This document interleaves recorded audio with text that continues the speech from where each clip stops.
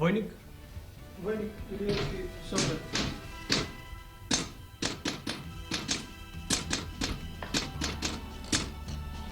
Mladi državodniče, mlađi vojnik Zafirovski Branko.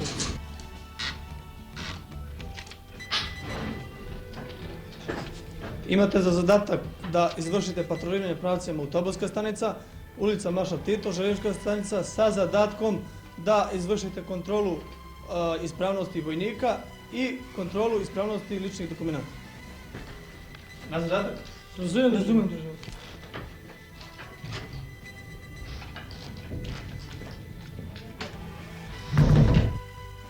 Danas, kada govorimo o vojnoj policiji, njenoj nameni i zadacima, moramo pomenuti i narodno-oslobodilački rat naših naroda i narodnosti. Zato što mnogi zadaci tada u praksi nametnuti i izvršavani itekako koriste i koristit će nama sada u praksi. Naime, u toku Narodnog oslobodilačkog rata od samog početka nametalo se niz zadataka koji su po svojoj suštini, sadržini, karakteru i načinu izvršavanja imali obeležja vojno-policijskih zadataka, a to su pre svega bili obezbeđenje komandi i štabova, visokih vojnih i političkih rukovodilaca, naravno i partijskih, održavanje reda i poretka u pozadini i hvatanje dezertera, kontrola kretanja lica u pozadini, borba protiv pete kolone, špijunaže, sabotaže, diverzije, pljačkaša i drugih narodnih neprijatelja. Za ovakve specijalne zadatke tada nisu postojale specijalne jedinice vojne policije, a formiranjem krupnih jedinica osetila se je potreba za tim, tako da vrhovni komandant, vrhovni štab, naravno lično drug Tito, su upozoravali na to i direktivom regulisali jedinstveno postupanje u oblasti izvršavanja navedenih zadataka. U tom cilju su kasnije formirane i neke jedinice kao što su udarne grupe, ljudska zaštita, narodna milicija, seoske straže i druge u zavisnosti od regiona gde su se formirale.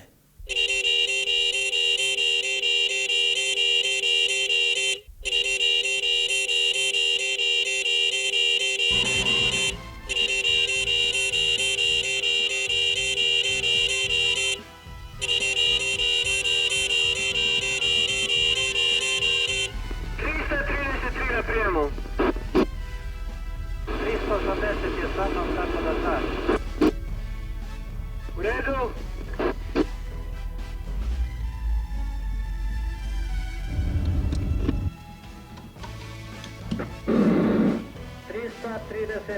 Ovde 320, izvesti na 92 da na raskrsnici bulevara Oktobarske revolucije i Ilinden ima saobraćajna nezgoda. Da li se razumeo prijem? U redu, 320, 330, razumeo prijem.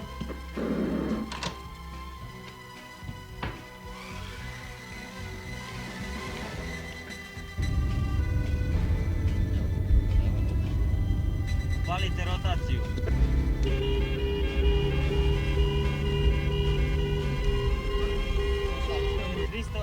Ovde 310, javi se prijem. 310, ovdje 380, ovdje se čujem prijem. 310 na prijemu.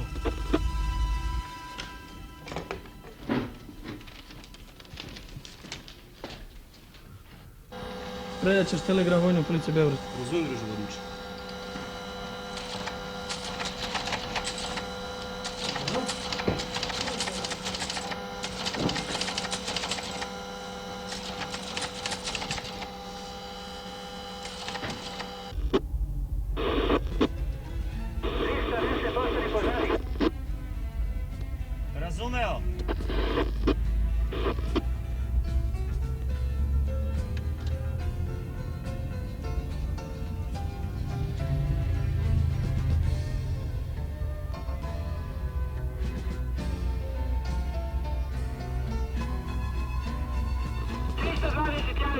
333.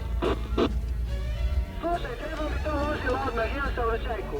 Pa eto ideš samo. Eto ti to je samo 330 dužnik. Dobro, dobro.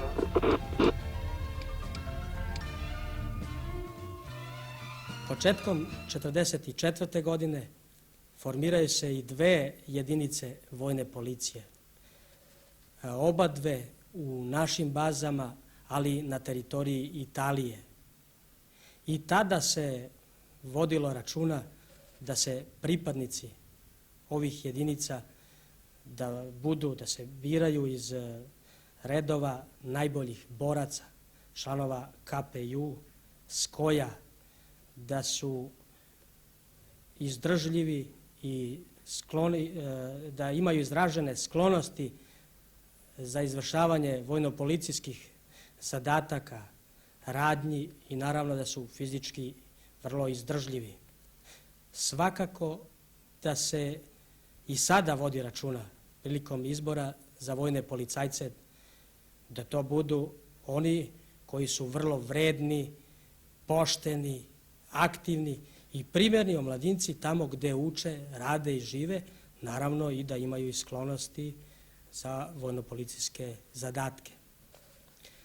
U toku jula iste 1944. godine formiraju se specijalne jedinice KNOJ-a koje su odigrale značajnu ulogu u izvršavanju baš ovih zadataka koje sam malo pre nabrojao. A posebno krajem rata i prvim posleratnim godinama u borbi protiv unutrašnjeg neprijatelja i kontrarevolucionara, odnosno protiv četničkih, ustaških, belogardejskih, balističkih i drugih bandi.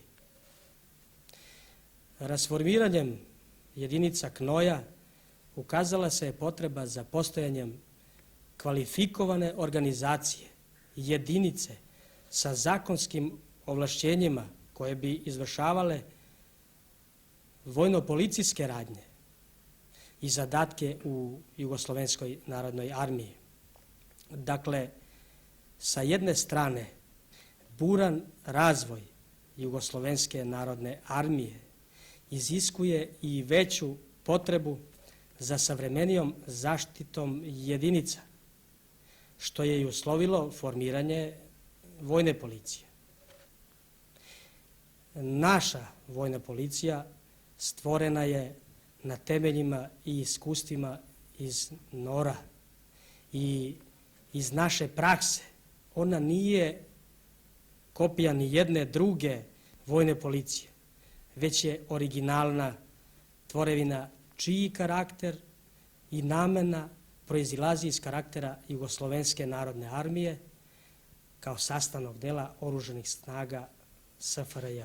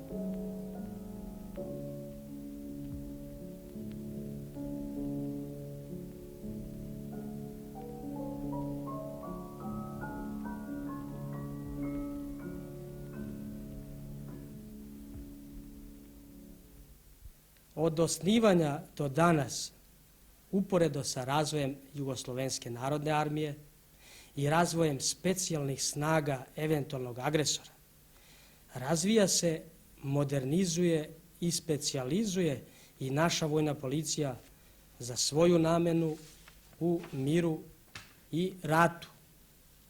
Tako da danas mi imamo visoko stručno osposobljene, materijalno, tehnički opremljene i moralno politički pripremljene jedinice vojne policije za izvršavanje namenskih zadataka u najtežim vremenskim i svim drugim specifičnim uslovima.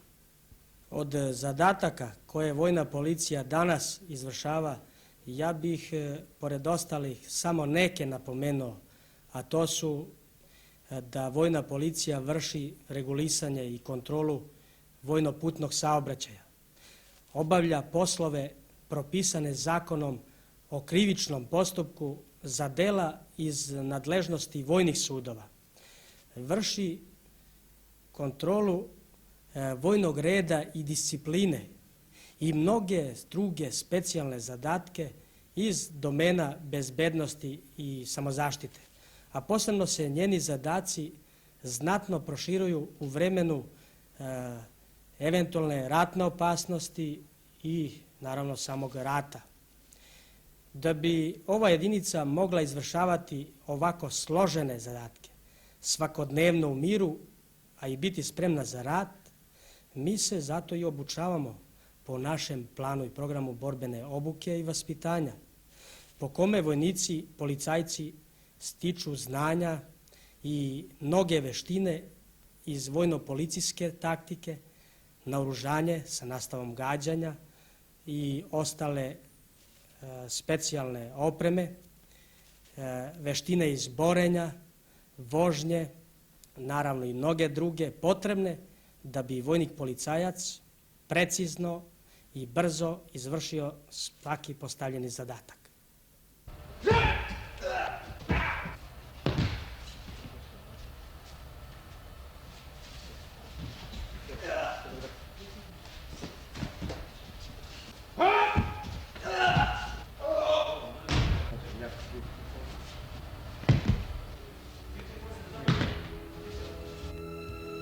Pripadnicite ne vojната policija, nego другото treba da se iz odlične kondicije i da obavljaju poveke sportovi. Borečki sport može bi prece. Vi ste im, kako što rekla bolnice, trener. Da. Koji borečki sportovi ги упражнувате? Па тука ги вежбаме следните боречки спортови. Пред се жив жизнь, тоа е за самоодбрана на припадникот на војна полиција од напад со нож, со палица, од самоодбрана од двајца, тројца и така натака. Иначе се тренираат исто и карате и джудо. Го избравте за тренер. Дали е најдобро меѓу вас? Па видите, тој во овој момент најдобро ги барата овие спортови. Најуходан е во тие, најдолго време работи на тие спортови. Како се задоволни на тренерот? Па доста сме задоволни, доста е упорен.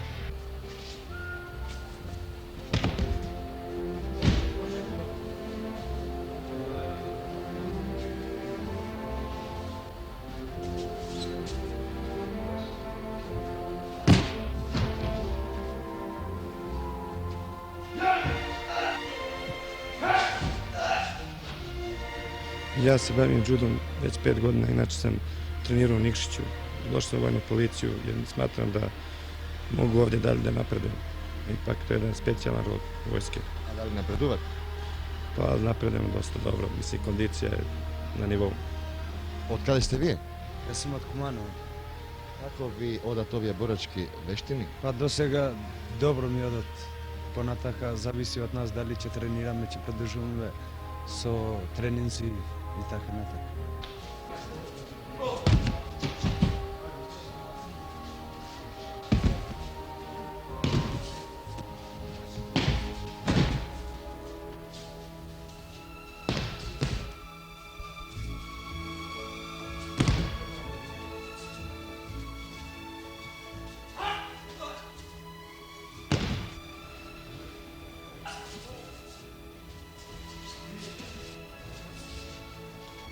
Вие сте од Словенија. Што ви натера да станете воен полицаец? Полиция да станем ме натерала да можем да тренирам овде и кондиција тоа А дали го засакавте војниот позив? за сака. Вие сте од каде? Кавадарци. Како позивот воен полицаец? Па одлично, мислим тоа е еден од специјалната единица, па мислам дека е одлично во војска. Особено во војна полиција. Војната полиција, како и сите наши единици, безмало се Југославија мало. Вие бевте од? Из Босна, по наука. Дали сте се пред доаѓањето во армија бавеле со борачки спортови? Да, бавио сам се во спорт, джудо, првачко вештина. И дали тука напреднавте? Да, прилично. Ови другави кои се искуснiji од мене, они ми доста помажу тако да напредуjem доста добро. Ќе се бавите ли и по отслужувањето на војниот рок со джудо? Покушачу да се бавим наравно колку граница могуćност, колку да наставиć да се бавим борбачком вештином джудо кој сам стекол знање да још мало проширим и тако.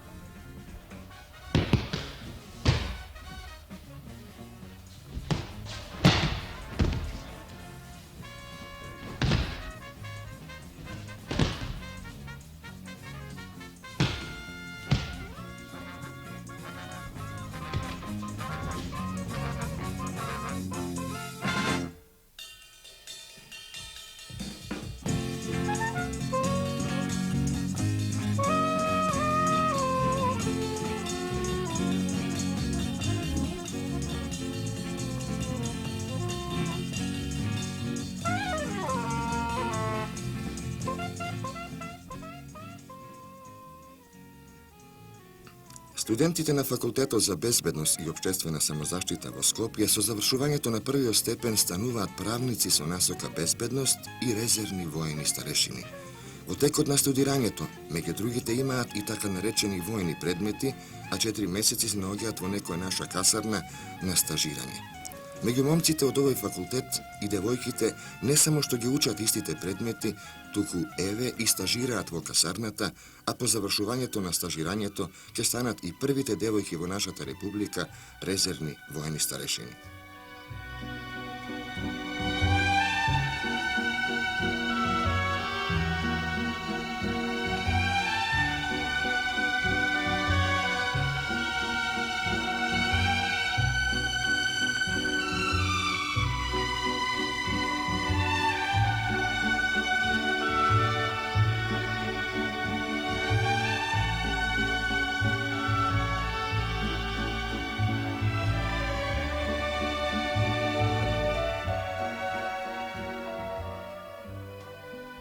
Млад водник, највисок војнички чин. Другарке Слободанка, поточно млад водник Слободанка. Завршите со стажирањето, бевте 1 месец војник, разводник, десетар и стега се млад водник. Што тоа значи за една девојка? Како што и сами гледате, стажирањето го завршуваме со чин млади водник, но потоа јас и моите колешки и колегите се надеваме дека стажирањето сме го завршиле со добар успех, така да сите ќе бидеме произведени во чинови подпоручници. Први девојки од Македонија, подпоручници. Да, први девојки подпоручници. Значи тоа многу зарод. Па секако дека тоа значи многу. Млад водник Зорка. Вела другарките дека сте најдобри во карате. Каде го научите тоа? Па карате започнав да тренирам уште во моето родно место, потоа продолжив на самиот факултет и исто на тој факултет не само што јас работев карате, работеа и другите колешките мои, па ова исто го продолживме и овде каде сме на стажирање, па сите заеднички работиме и овде.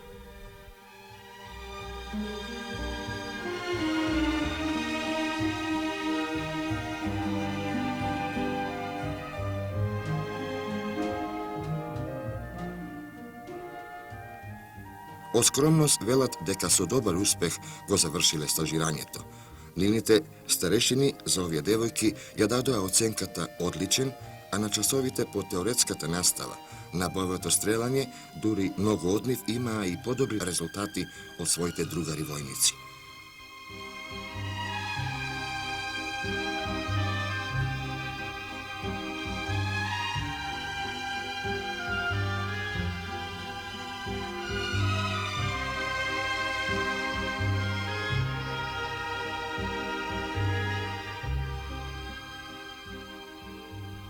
Вие денеска командувавте со ова мало одделение.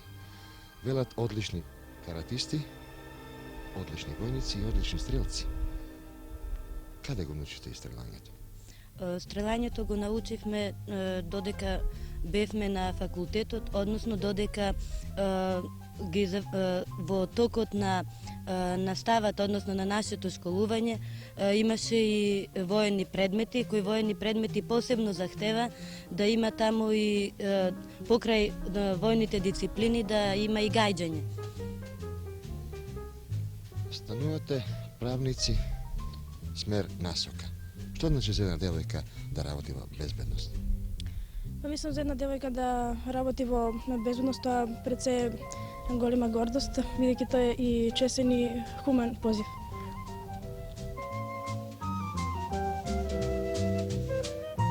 Како разводници, десетари, велат старешините, покажаа висок степен на обученост во командувањето и раководењето. А сега, во последните денови на стажирањето, како млади водници, навистина се одлични во командувањето со водот во нападот во одбраната, како и во извршувањето на сите задачи што се бараат од младиот водник.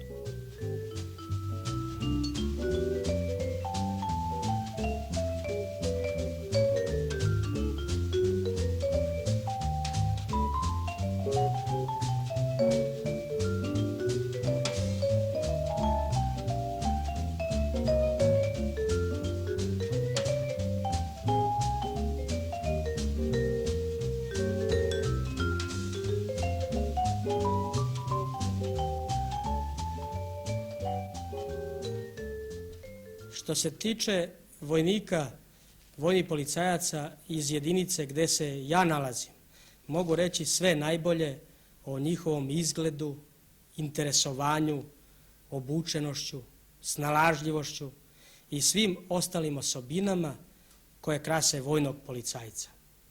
Naravno i za jedinicu da je u celosti obučena, stručno osposobljena i moralno-politički pripremljena za izvršavanje namenskih zadataka.